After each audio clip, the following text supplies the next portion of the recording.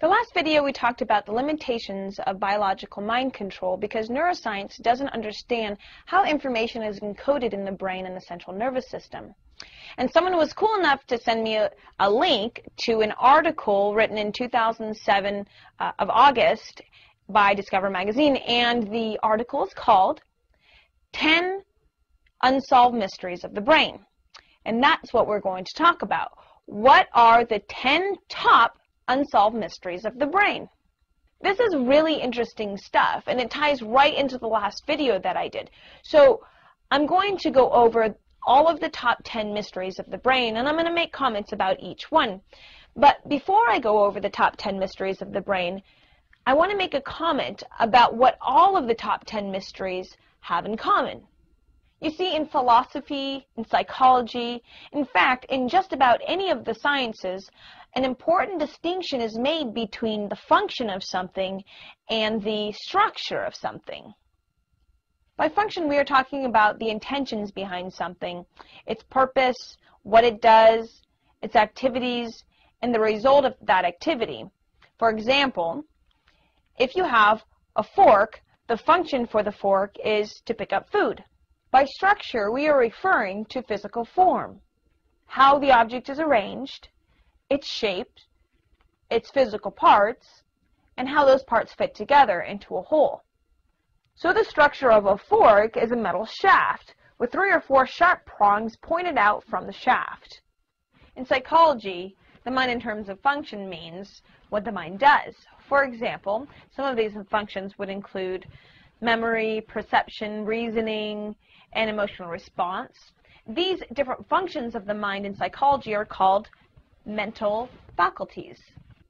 In psychology, when we talk about structure, we are talking about the brain, the physical structure of the brain, the parts of the brain, the neurons, the neurotransmitters, etc. The words mind and brain tend to be used interchangeably in common speech. However, in psychology and in the philosophy of mind, brain is used to refer exclusively to the structure of the brain, and mind is used to refer exclusively to the mental functions of the mind. So the basic assumption that biological psychology is based on, meaning the actual foundation that the entire subject is built on top of, is that the physical structure of the brain is responsible for the non-physical function of the mind. Mystery number 10.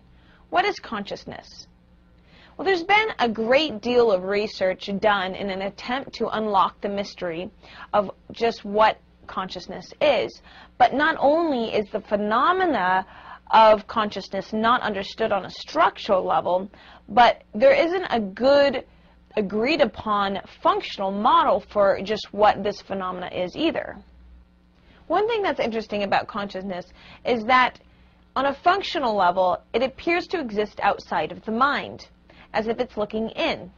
For example, if you compare the mind to a computer, both the mind and the computer store information, both the mind and the computer input information, both the mind and the computer process information, and both the mind and the computer output information.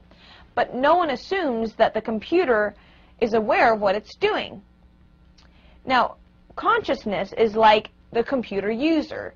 It knows what the computer's doing, and it's guiding its operations. Mystery number 9. How do the specialized systems of the brain integrate with one another? This relates to consciousness. In other words, perceptual information flows into different parts of the brain. Sight goes to one part of the brain, sound goes to another part of the brain, taste goes to another part of the brain, and tactile sensation goes to another part. But when you perceive the world, you view all of these as an integrated whole, even though these different areas of the brain are not connected together. How does this work? No one knows. It's a mystery.